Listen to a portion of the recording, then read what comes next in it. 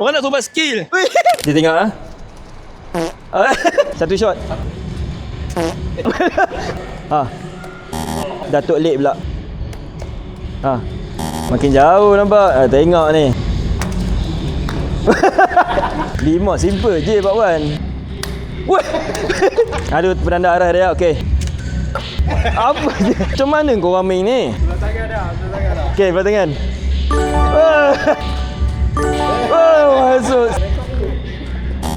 Lah. Okey, next. Kena pakai kasut. Aku pun tak erti main sebenarnya. Kita try lah. Serius lah, kau orang pandai main benda ni? Aku tak erti main.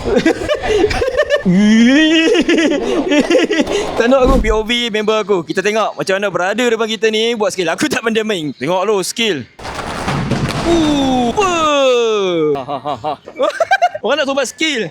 Member aku dia pandai main, aku tak pandai main. Aku lebih penat kejauh dia daripada aku main benda ni. Siapa yang pandai main rollerblade ataupun roller skate ni kan, apa boleh try kat sini? Sini tempat dia besar, luas, dan kalau jatuh pun tak sakit sangat lah. Kau ni. Aku nak try tadi, takut-takut tu. So guys, settle dah main. Memang best gila weh. Kalau kata hampa nak main, hampa kena main ramai-ramai. Detail aku dah letak semua dekat dalam video ni. Boleh check it out dekat page dia orang. Alright, mana lagi geng? PLS Seal lah.